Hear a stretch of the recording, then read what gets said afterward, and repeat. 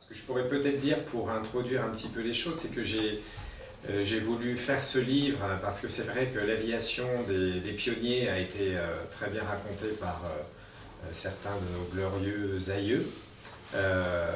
Saint-Exupéry, Kessel en ont fait de multiples récits.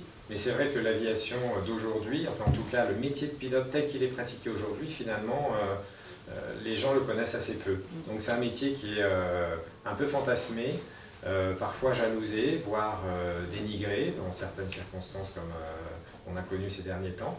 Et donc moi j'ai eu envie, en écrivant ce livre, de déjà remettre les choses en place par rapport à certaines idées reçues sur la pratique du métier. Et puis aussi faire connaître à vous tous, au grand public, en quoi consiste ce métier finalement. Voilà, piloter un avion, c'est quoi aujourd'hui?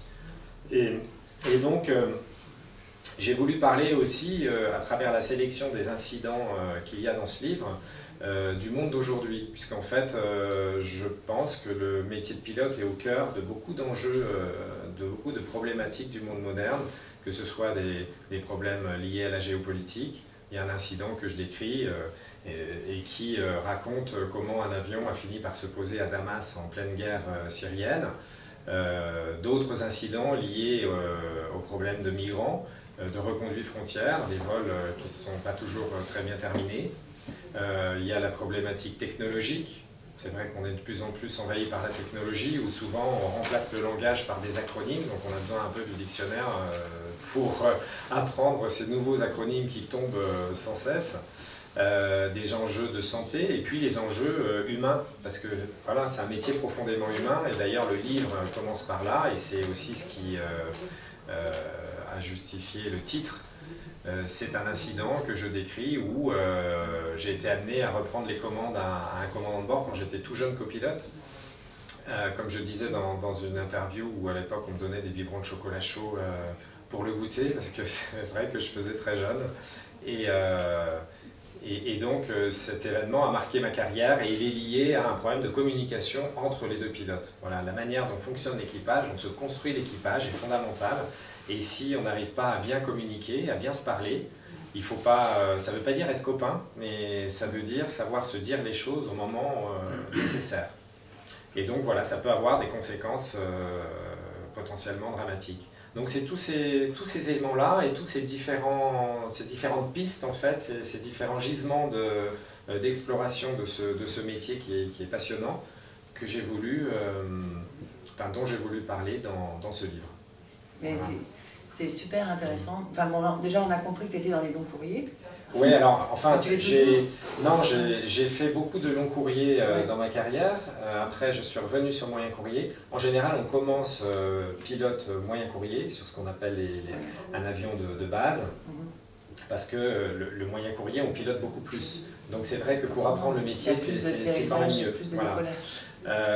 Et puis aussi, c'est ce que je dis, c'est quand même plus, entre guillemets, sécurisant, parce qu'en Europe, il suffit de se pencher par la fenêtre quasiment pour trouver un terrain où se poser. Voilà, en long courrier, il faut anticiper beaucoup plus, parce que si on n'a pas de moteur voilà, au-dessus de la Sibérie, il vaut mieux avoir réfléchi un petit peu avant où est-ce qu'on va pouvoir se poser.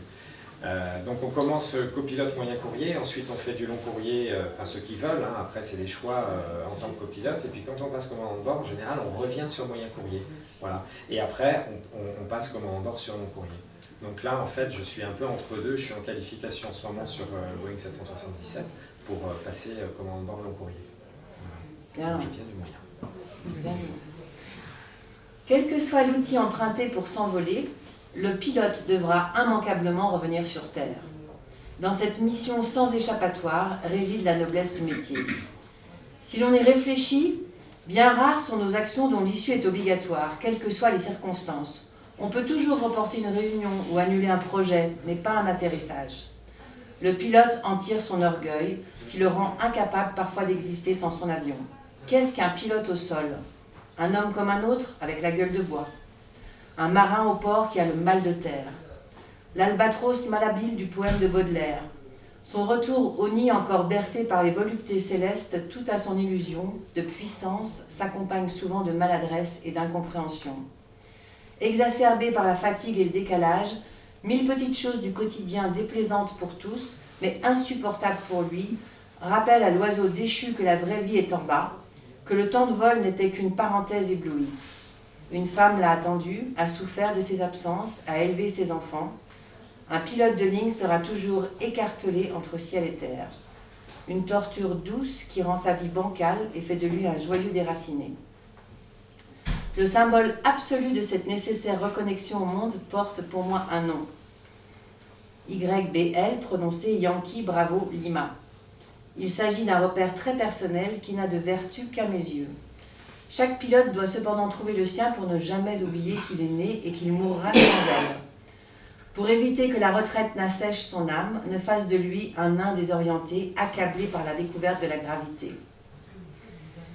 Yankee Bravo Lima est une balise radioélectrique indiquant aux avions un point de virage au sud du désert de Gobi. Je l'ai maintes fois survolé en reliant Canton à Paris avant que je n'assaille l'irrépressible désir d'aller la voir physiquement. Oui, ça c'est un petit clin d'œil à mon précédent livre, justement aux éditions Guérin, Sous les ailes de l'hippocampe, qui raconte ce périple à vélo en suivant la ligne aérienne du vol de Canton à Paris. Voilà, un voyage qui avait duré 8 mois et qui m'a permis justement de reconnecter un petit peu avec la Terre, puisque c'est vrai que ça c'est une problématique importante dans le métier de pilote, c'est ce côté un petit peu déconnecté.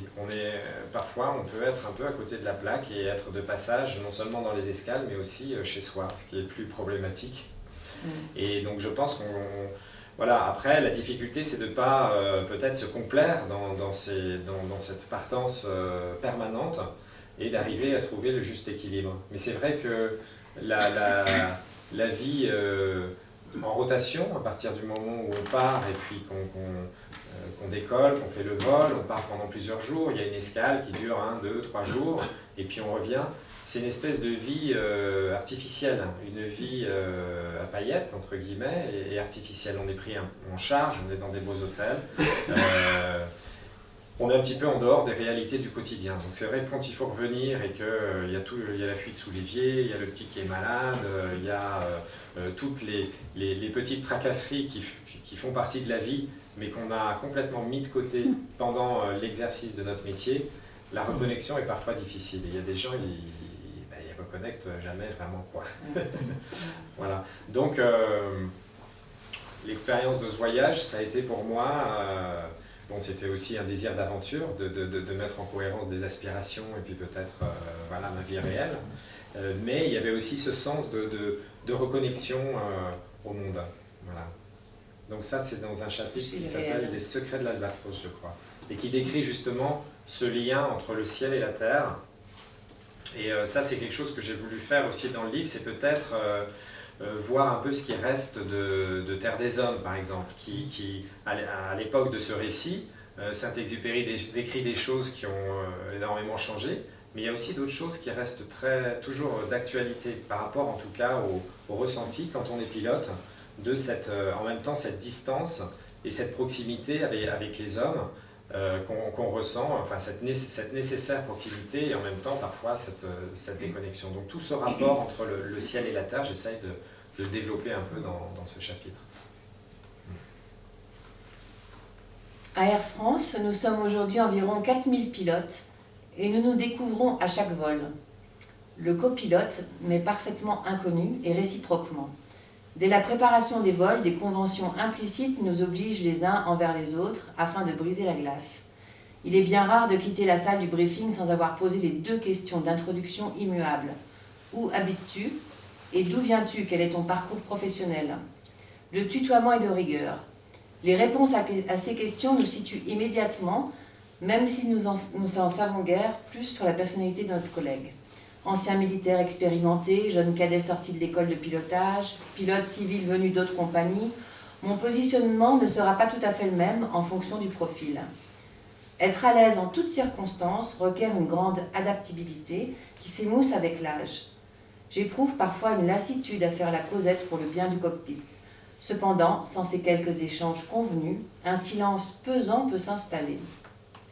Dans le cockpit, mon expérience m'amène à distinguer 2 types de silence, d'une texture opposée. Le silence léger, et le silence pesant. Le premier est le fruit d'une communion de l'esprit. Il advient naturellement lorsque deux êtres sont en harmonie. Il n'est pas une absence de communication, mais plutôt une communication par le silence. La concentration peut en être la cause, comme en approche, lorsque les conditions météorologiques mobilisent toute l'énergie de l'équipage. Un silence serein peut aussi succéder à des échanges enrichissants. C'est alors un silence de contentement, une forme de digestion intellectuelle, une nécessaire alternance comme le veut le sommeil succède à l'éveil et le soleil à la pluie. L'émerveillement, la contemplation provoque un silence heureux. La fatigue, un silence triste. Ces absences de mots au sein de l'équipage n'empêcheront jamais celui-ci de réagir correctement aux alarmes ni de communiquer dans le registre technique. Le silence pesant est l'ennemi de la sécurité des vols. Absence d'affinité, distance, voire acrimonie en sont les possibles causes. Une communication défaillante s'instaure. D'abord, on ne fait que les strictes annonces techniques, puis, lancé sur cette mauvaise pente, on ne dit plus du tout ce que l'on fait. Dans un cockpit, chaque bouton touché doit être annoncé. Chaque information perçue par un membre d'équipage doit être partagée. Chaque pilote doit vérifier les actions de l'autre et les corriger si nécessaire. Or, le silence pesant est rempli de sous-entendus, de non-dits, voire de griefs. Il est lourd des mots que l'on n'a pas prononcés, soit par faiblesse, soit par paresse. Dans le bruit et le silence se construit donc l'équipage, une subtile alchimie au service d'un léger déséquilibre aujourd'hui. Un bon cockpit doit pencher à gauche, là où est assis le commandant de bord, mais pas trop. Si son autorité est juridiquement établie et réglementairement reconnue dans tous nos textes, la manière de l'exercer a changé. Les temps des monologues et des ordres abrupts sont révolus, mais tout aussi néfastes sont les sous-entendus. Nous sommes trop nombreux pour nous payer le luxe de chercher dans les yeux de l'autre la réplique de notre pensée. L'équipage, comme l'entendait Kessel, cette entité morale, cette cellule à deux cœurs, deux instincts qui gouvernaient un rythme pareil n'est plus. Nous avons donc imaginé des solutions. Dans la prise de décision, le moins expérimenté parlera toujours en premier de manière à ne pas subir l'influence de celui qui a déjà sa petite idée, mais n'a peut-être pas pensé à tout. En évitant toute remarque pouvant être perçue comme un reproche adressé à notre binôme, « tu n'as pas fait ceci », nous parlerons à la première personne. J'essaye de penser à faire ceci pour inciter l'autre à suivre notre exemple. Le chevalier du ciel s'est allongé sur un divan. Il est devenu expert en gestion de ressources. Ça, c'est génial. Oui, le silence, bah oui, parce que ça, c'est très important, l'équipage, parce qu'évidemment, l'homme fait des erreurs, il fera toujours des erreurs. Là, je développe un peu sur un autre sujet, mais c'est... Et donc, la manière, justement, d'essayer de corriger nos erreurs quand on en fait, c'est justement d'être en équipage. Et donc, la manière dont va se construire l'équipage est primordiale. Chaque machine a son langage, les avions ont leur langage. Ils s'adressent à nous par des alarmes visuelles, sonores, différents types d'alarmes, différentes couleurs, tout ça est codé et a des significations différentes. Et puis il y a aussi bien sûr les bruits et les silences du cockpit. Il y a aussi des gens qui sont très bavards et qui parlent beaucoup dans le cockpit et au bout d'un moment c'est vrai que ça peut être saoulant, surtout quand ils réapprennent l'aviation, comme ça m'est arrivé quand j'étais jeune aussi. Bon là maintenant un peu moins.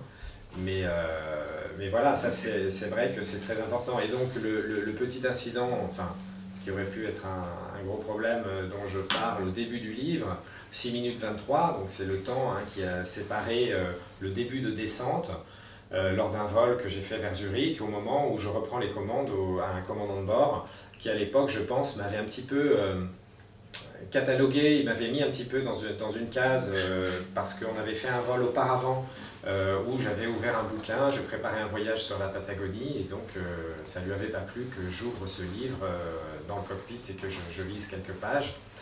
Et donc je pense qu'il s'était un petit peu fait une idée sur moi et il me l'a fait remarquer. Et donc pour ce deuxième vol qu'on a fait 3 mois plus tard, évidemment moi je me sentais un petit peu dévalorisé, je pense, un petit peu rabaissé. Et donc je l'ai vu comme être une erreur dans son calcul du point de descente, c'est-à-dire le moment où on quitte la croisière pour faire descendre l'avion. Et je suis intervenu plusieurs fois, mais peut-être un peu trop timidement. Et la troisième fois qui a été la bonne, où là il a pris conscience qu'il s'était trompé, on avait déjà dépassé notre point de descente depuis un long moment. Voilà, parce que l'avion, lui, il avance. Chaque minute, il fait 15 km. Et donc, chaque minute perdue, une minute qui peut nous coûter cher. Et donc, quand on a passé le point de descente et qu'on se met à descendre pour essayer de rattraper ce plan, puisqu'on arrive vers l'aéroport, on s'inscrit un peu dans un entonnoir, c'est-à-dire qu'on a beaucoup de tâches qui se concentrent au même moment, qui se cumulent les unes aux autres et qui finissent par nous saturer. Et cognitivement, au bout d'un moment, tous, on atteint un certain degré où on ne peut plus gérer la totalité des informations. Et à ce moment-là, on en oublie. Il y a des choses qu'on oublie. Et là, en l'occurrence, on a oublié de changer le calage des altimètres, qui est la référence en fait de l'altitude de l'avion. Notre altimètre, il nous donne notre altitude, mais en fonction d'une certaine référence. Quand on est en croisière, on a une certaine référence, et quand on arrive sur un aéroport, on a une autre référence qui correspond à la pression de l'aéroport où on va se poser. Et donc lui, il était resté dans le calage standard qu'on utilise pour la croisière. Moi, j'étais passé au calage local, mais donc nos deux altimètres n'indiquaient pas du tout la même chose. Voilà. Et donc, on est passé en dessous de l'altitude de sécurité. Dès qu'il y a du relief, il y a toujours une altitude plancher en dessous de laquelle il ne faut pas descendre, puisqu'après, il y a une certaine marge, évidemment. L'altitude de sécurité, elle préserve une marge par rapport aux montagnes. Mais bon, voilà, quand on descend comme une balle à travers l'altitude de sécurité, on approche très vite du relief. Voilà, donc c'est dans ce contexte que je vous explique pour vous dire que cette petite anecdote qui paraît complètement anodine sur un livre sur la Patagonie aurait pu se terminer en première page de Paris Match. Voilà. Ça tient un peu de choses, mais... Ça peut tenir à peu de choses. Bon, après, évidemment, il y a des barrières. Donc, pour en revenir à l'erreur, on met en place différentes barrières qui, si jamais une erreur est franchie, qui permet de la détecter à un moment donné. C'est ce qu'on appelle les plaques de Reason.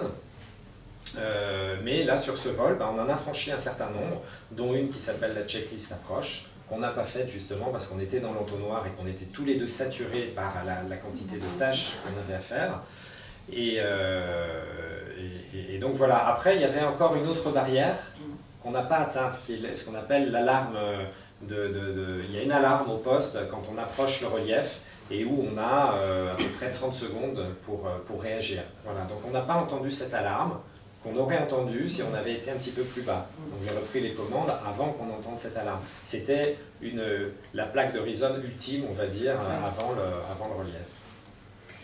Donc, vous êtes un peu comme des cordées d'alpinistes en fait, avec le commandant de bord, le copilote, mais sauf que vous ne choisissez pas avec qui on s'encorde, quoi. C'est ça le problème. Voilà, tout à fait, oui, on ne choisit pas. Alors c'est vrai que par exemple, Mermoz, lui, quand il traversait l'Atlantique, il choisissait que des gens en qui il avait confiance. Il connaissait ses coéquipiers. Bon, nous, évidemment, on est beaucoup trop nombreux pour choisir ceux avec qui on vole. On part du principe que tout le monde a les mêmes compétences, ce qui est vrai globalement. Évidemment, il y a des gens qui peuvent être excellents, d'autres qui peuvent être un peu moins bons, comme tout le monde, mais il y a un niveau, en tout cas plancher, qu'on est tous, qu'on a tous. Après, oui, il faut... Alors c'est un métier un peu particulier parce qu'en même temps on part du principe que l'autre est compétent, mais dans nos process on vérifie quand même ce qu'il fait. Voilà. Il y a certains boutons dans l'avion, ils sont irréversibles. Quand on y a touché, on ne peut pas revenir en arrière. Il y a des boutons, si on se trompe, on le repousse et puis voilà. Mais il y a d'autres boutons, c'est définitif. Donc ces boutons-là, il faut être sûr qu'on touche le bon. Ça a l'air bête comme ça parce qu'on est tranquillement dans une salle, voilà. Mais quand on est dans un avion, c'est pas du tout la même chose. Dans une situation de stress, on peut vite se tromper de bouton. Et donc c'est pour ça qu'on est tout le temps en train de se cross-checker, on appelle ça, de se vérifier. Vous êtes que deux en fait, c'est ça qui m'impressionne, c'est qu'il y en a un qui est défaillant, qui a un problème de santé, comme tu le racontes à un moment donné. Tout à fait, alors je décris un incident aussi dans le livre, un chapitre qui s'appelle « Une fulgurante ascension », où un steward est appelé au cockpit parce que le commandant de bord a une crise de colite néphrétique et il n'est plus en état de piloter l'avion. Alors ça, c'est vrai que les gens ne le savent pas, mais ça arrive une fois par mois à Air France. Pas forcément un pilote, mais ça peut être un membre de l'équipage de cabine. Mais on va dire que et puis pas que Air France, évidemment, dans toutes les compagnies, on est des humains, on est des milliers et des milliers, donc il arrive que pour X raisons, on ne soit pas en état d'exercer son métier à un moment donné du vol.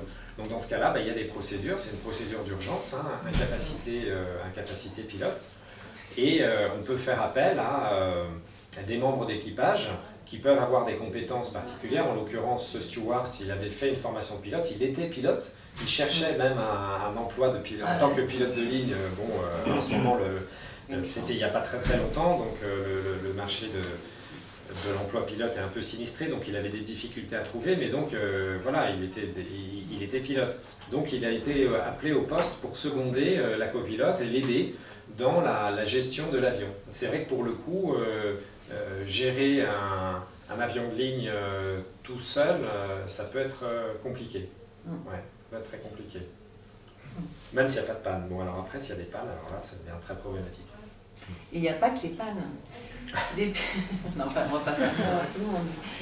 Les pilotes d'avant-guerre se prosternaient devant leurs trois divinités, la montagne, la mer, l'orage. Le relief, autant que l'eau, focalisait leurs craintes et leurs prières. Car dans les années 1930, la quincaillerie des gros moteurs à piston pouvait prendre subitement ses accents de casserole, annonciateurs d'un avenir incertain. Le pilote devait être un mélomane. Les moteurs rendaient l'âme en premier, avant les hommes. Si de nombreux exploits ont jalonné l'histoire de l'aviation, une panne moteur au-dessus du relief ou de l'eau laissait peu de chances de survie. Quant à l'orage, animé par de violents courants verticaux déplaçant la masse d'air de bas en haut, fabriquant des glaçons, les recrachant un peu plus loin, pleurant toutes les larmes de la terre, criant sa folle colère, dardant ses éclairs jusque dans les cavités les plus profondes, ils étaient pour les pilotes pareils à une forêt moyenâgeuse, un espace interdit, soumis à des forces bestiales, incontrôlables et inconnues. En inventant l'avion, l'homme a certes transcendé sa destinée terrienne, mais il n'a pas totalement divorcé de la nature. Aujourd'hui encore, elle sait nous rappeler à l'humilité. La montagne et la mer ne nous font plus peur. Les progrès technologiques ont considérablement fiabilisé nos trajectoires, de sorte que nous traversons l'océan Pacifique en bimoteur et que nous survolons sans vergogne la cordillère des Andes. Si nous avons domestiqué nos peurs vis-à-vis du relief et de l'eau, l'orage restera encore longtemps cette forêt ténébreuse. L'avion ne peut s'y risquer sans craindre d'y laisser des plumes. Et comme tout objet tabou, l'orage exerce une fascination. Il existe sur la ceinture équatoriale de la Terre une zone appelée front intertropical. Les développements verticaux des nuages y sont si puissants que même à nos altitudes de croisière, 12 000 mètres, nous devons encore lever les yeux pour apercevoir leur sommet. On les nomme enclumes, en raison de leur forme et sans doute, j'aime à le penser, de la masse d'énergie qu'elles accumulent prêtes à s'abattre en hallebarde sur nos têtes. Nous naviguons généralement à distance de ces mastodontes grâce au radar météo. Revenant de Johannesburg, j'ai pu assister dans les environs de Libreville à ce déchaînement de force inouïe qui vous imprègne d'un mélange d'émerveillement enfantin et de terreur contenue. Tous les passagers dormaient paisiblement, tandis qu'aux quatre coins du ciel, pendant de longues minutes, un artificier azimuté allumait les mèches d'un feu électrique démentiel.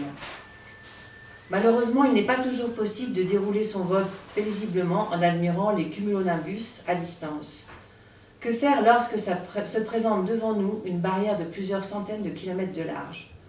Bon ou méchant nuage, la décision d'évitement est parfois difficile à prendre.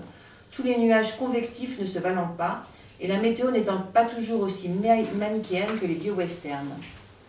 Le poteau noir nous cueille à chaque traversée de l'Atlantique Sud, sans mettre en péril la sécurité des centaines d'avions qui le traversent quotidiennement. C'est vrai. Ça laisse l'horreur. La nature, bah oui, le rapport à la nature. Alors ce qu'il y a de marrant, c'est qu'avant,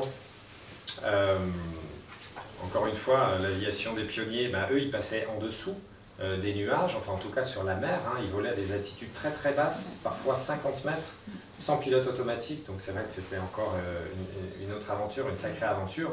Bon, nous on essaie de passer au-dessus, voilà, parce qu'évidemment on évite de passer dedans, c'est le plus mauvais endroit. Mais bon, voilà, parfois c'est vrai que c'est difficile d'éviter ça, donc on troque avec la nature, on a un radar météo, on lui envoie des ondes, et puis les gouttelettes d'eau réfléchissent une partie des signaux, et donc avec un codage couleur, vert, orange ou rouge, on a des représentations, on va dire, du nuage, en sachant que c'est uniquement les gouttelettes d'eau qu'on voit et pas les particules de glace. Donc c'est vrai que c'est une certaine couche qu'il faut trouver dans le nuage, puisque au-delà de ce qu'on appelle l'ISO0, c'est ici à Chamonix, vous connaissez bien ça, en montagne, l'endroit, l'altitude où ça commence à geler, eh bien au-dessus de cet ISO0, on trouve de la glace.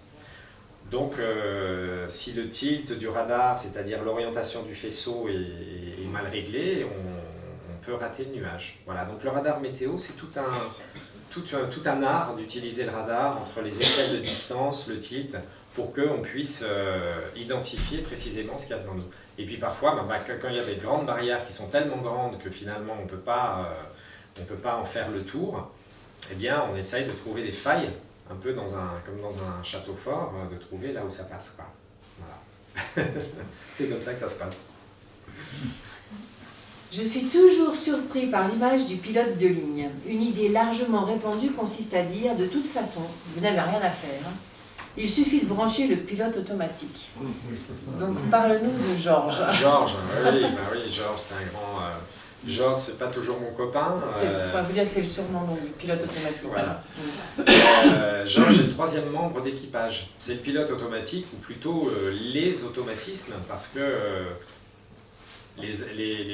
disons que le grand public connaît le terme pilote automatique, mais en fait un avion a plusieurs automatismes qui sont imbriqués les uns dans les autres et avec lesquels on communique par le biais de différentes interfaces. Et donc Georges, lui, dans le cockpit, il a son projet d'action. On lui dit au départ ce qu'il doit faire, et puis il fait très bien ce qu'on lui a demandé de faire. Si on lui demande de foncer dans une montagne, Georges, il fonce dans la montagne, pas de problème. Donc il faut bien qu'on soit tous les trois d'accord, le copilote, le commandant de bord et Georges, sur ce qu'on va faire, sur notre projet d'action. Sinon, plutôt que d'être une aide, eh bien, le pilote automatique va nous mettre des bâtons dans les roues et va devenir une gêne. Voilà, c'est pour ça que dans certaines circonstances, depuis qu'on est tout bébé pilote, on nous dit que si à un moment on ne comprend plus ce qui se passe ou qui fait, il faut débrayer le pilote automatique, débrayer Georges et puis retrouver à ce moment-là un avion qu'on va pouvoir gérer manuellement. Voilà, sauf que, en fonction des types d'avions, même quand on est en manuel, il se peut qu'on n'ait pas totalement les commandes. Voilà, ça c'est la subtilité de certains avions, notamment les Airbus, et qui, dans certaines circonstances, ne vont pas exécuter les actions qu'on exécute. Donc je vous cite un exemple qui s'est produit il y a un peu plus d'1 an, en 2014, où il y a un A321 de Lufthansa qui faisait Bilbao-Francfort, je crois. Et puis après le décollage, pendant la phase de montée, il y a 2 sondes d'incidence qui ont givré. Georges, évidemment, les automatismes, ils reçoivent des informations de différentes sondes, les sondes anémométriques, ce qu'on appelle les sondes d'incidence, notamment. Et généralement, il y a 3 c'est le bon nombre, hein, parce que 2, si elles indiquent des valeurs différentes, on ne sait pas laquelle est la bonne. Alors que généralement, quand il y en a 3, s'il y en a 2 qui disent la même chose, c'est elles les bonnes. Sauf que ce jour-là, il y a les 2 sondes qui avaient givré dans la même position. Donc l'automatisme a éliminé la dernière qui en fait était la bonne, croyant que les 2 qui indiquaient la même chose étaient les bonnes. Bon, le problème c'est qu'elles étaient givrées. Elles étaient bloquées dans une position avec une incidence importante, donc les automatismes ont considéré que l'avion était proche du décrochage, et il y a eu différentes indications sur les instruments des pilotes, des indications anormales. Donc les pilotes ont débrayé le pilote automatique, ils se sont dit, oula, il y a un truc qui n'est pas normal, je reprends la main, et puis là l'avion s'est mis à piquer tout seul. Et ils ont tiré sur le manche, et Georges, il ne voulait rien savoir, et continuait à descendre. Et donc ils ont perdu à peu près 2000 mètres comme ça, et puis ils ont fini par pouvoir voler en palier en ayant le manche complètement accadré pour que l'avion, lui, aille tout droit en palier, quoi. Et c'est qu'en arrivant près de Francfort, ils ont appelé la maintenance qui leur a... Bon, normalement, ça c'est des procédures sur lesquelles on est quand même informé et qui indiquent dans ces cas-là de couper volontairement certains systèmes pour reprendre autorité sur les commandes. Voilà, c'est un petit peu technique, mais c'est pour vous dire que les automatismes, le pilote automatique, c'est pas un simple bouton sur lequel on appuie avant d'aller aux toilettes. C'est plus compliqué que ça, et c'est vraiment quelque chose qu'il faut sans cesse. D'ailleurs, il nous dit dans quel mode il est à travers ce qu'on appelle le FMA, l'annonciateur de mode, et puis et voilà, il faut sans cesse interagir avec le pilote automatique, avec Georges. Il faut qu'on s'entende bien tous les trois. Voilà. Il me semble qu'en devenant adulte, notre imaginaire se rétrécit au fur et à mesure que s'étend notre territoire. À cette aune-là, reste-t-il une once de rêverie aux pilotes de ligne dans le jardin et planétaire? Pour nous rassurer sur notre capacité à nous émerveiller, il existe heureusement sur cette terre certains aiguillons susceptibles de réveiller les instincts du voyageur le plus blasé. La ligne de changement de date, le point de non-retour, le point Nemo, forment ainsi une constellation dont le charme n'a pas fini de m'émouvoir. Traverser cette ligne, dépasser ces points donne le sentiment de franchir un obstacle comme un cavalier sautant par-dessus une barrière. Comme lui, on prépare l'approche, on en appréhende la proximité, s'interrogeant sur ce qu'on adviendra de l'autre côté.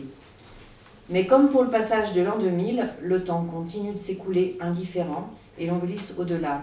On ne fait rien d'autre que de poursuivre tout droit. Ces repères ne nous bousculent que dans notre tête. Qu'est-ce que c'est que tous ces repères? La ligne de changement de date, c'est un truc merveilleux qu'on a défini pour... la Terre tourne sur elle-même en 24 heures et donc, et vu que il faut à un moment donné changer de jour, il a fallu définir une ligne où on allait passer du lundi au mardi, quoi. Voilà. Et donc ce qu'il y a de rigolo dans cette ligne de changement, déjà il y a des histoires rigolotes, c'est-à-dire que par exemple, quand Magellan, à l'époque où Magellan a fait sa première circumnavigation du globe, en 1522, la ligne de changement de date n'existait pas. Elle a été créée à la fin du 19e siècle, en 1884. Et donc, quand ils sont arrivés à la fin de leur voyage à San Lugar de Barrameda en Espagne, leur carnet de bord, qui était, tenu de manière très rigoureuse par le personnel de bord, indiquait la date du 6 septembre, et localement on était le 7. Ils avaient franchi la ligne de changement de date, mais sans corriger leur date. Donc la ligne de changement de date a été créée, et puis du coup, c'est pas une ligne droite, mais c'est une espèce d'œuvre d'artiste comme ça, qui fait le tour des îles Kiribati, par exemple, parce qu'après il y a des éléments politiques aussi qui jouent. Les îles Kiribati qui font des échanges beaucoup avec la Nouvelle-Zélande, donc c'était problématique qu'elles ne soient pas à la même heure, enfin plutôt au même jour que la Nouvelle-Zélande et l'Australie, donc on a déplacé la ligne. Voilà, si vous regardez sur Wikipédia, vous verrez qu'il y a toute l'histoire de la ligne de changement de date qui est comme ça décrite.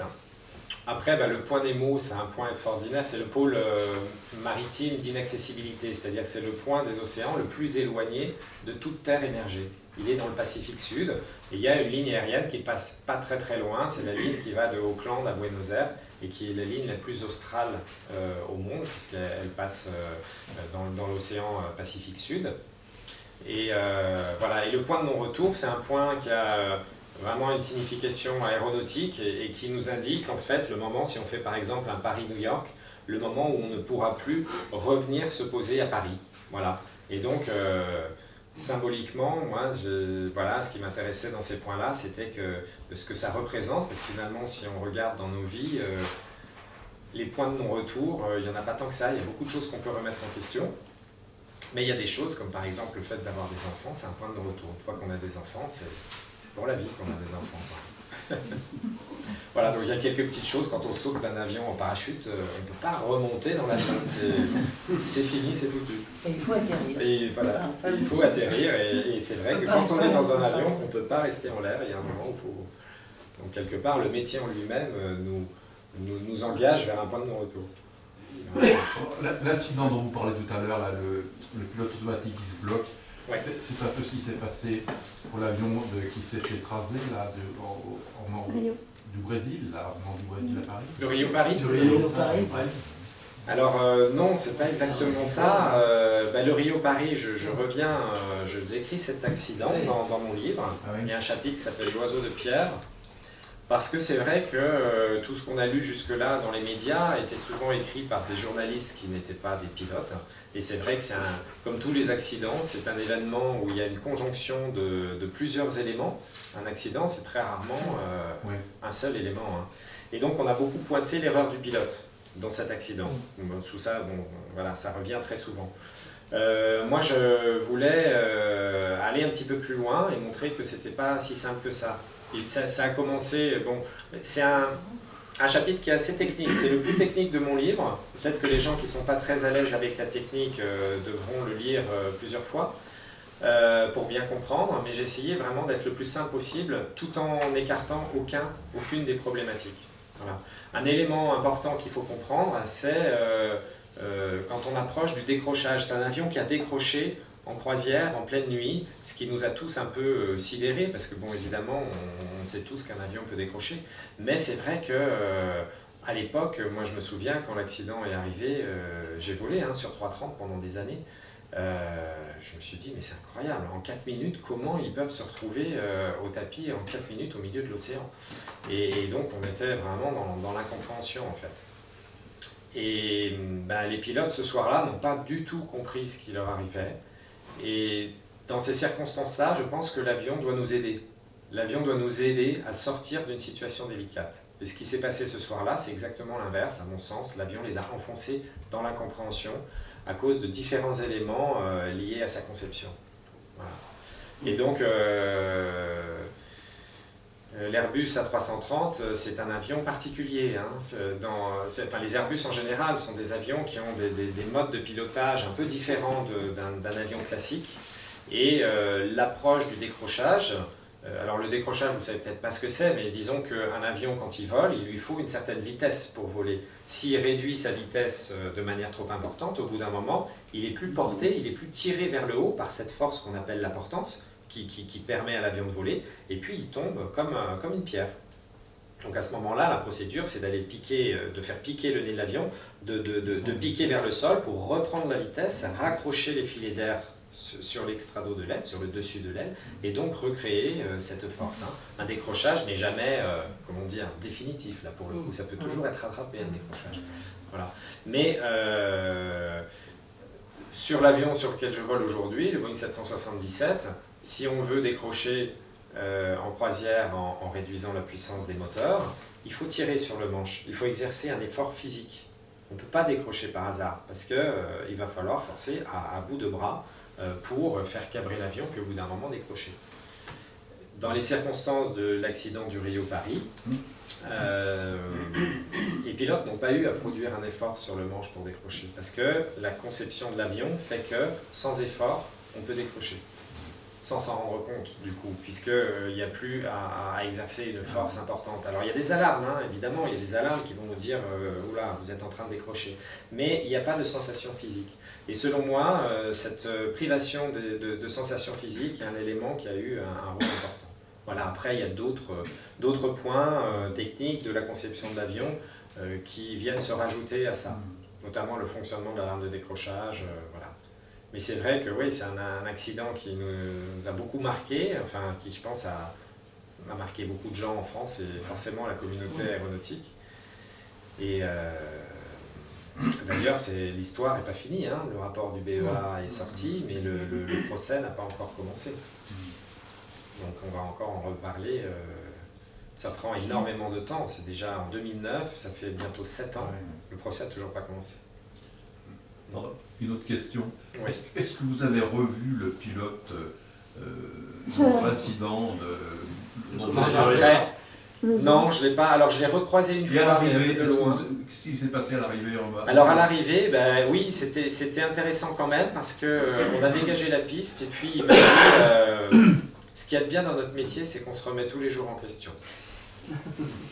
Ça a été tout. Ensemble le soir. Ça a été tout. Si, on a été boire un coup ensemble. On n'a pas reparlé du vol vers Vienne, qui était ce vol un peu précurseur, on va dire, de cet incident, mais on l'avait tous en tête. Il n'y avait pas besoin d'en parler. On savait pourquoi on en était arrivé là. Et donc je pense qu'il a compris de lui-même. Vous savez, quand on est commandant de bord et qu'on se fait reprendre les commandes par un copilote, déjà ça calme un peu, quoi. Et puis en plus, quand ce copilote, 3 mois avant, on lui a dit bon, peut-être que tu sois un peu plus, tu t'intéresses un peu plus à ton métier. Bon là, il n'y a pas besoin plus besoin d'en parler, quoi. Mais cela dit, juste une dernière chose là-dessus. Moi aujourd'hui, ça c'est important, il faut rester humble. Moi, c'est une des choses que je dis à mes copilotes quand je vole avec eux. S'il y a quelque chose qui ne te plaît pas et que je ne réagis pas, non seulement tu peux, mais tu dois me reprendre les commandes. Hein. C'est, voilà, si un jour je pilote l'avion et que je vais pour me poser et qu'il pense qu'il faut remettre les gaz pour X raison et qu'il me reprend les commandes, on en discutera après, mais c'est très bien, c'est ce qu'il faut faire. De toute façon, dans certaines circonstances, on n'a pas le temps de discuter, on agit, et puis après, au bar de l'escadrille, on va en discuter, mais voilà. Au bord de la mer de glace. Les passagers n'ont rien, ils n'ont rien vu, rien su, rien entendu. Non, bah non, là c'est vraiment... Ouais. Non, pour les passagers, c'est totalement... C'est un vol normal, quoi, tout va bien. C'est un vol normal, tout va bien. Ouais. Avec beaucoup de retard. Bon, il y a beaucoup de vols, c'est vrai que c'est pas pour... voilà, je veux pas...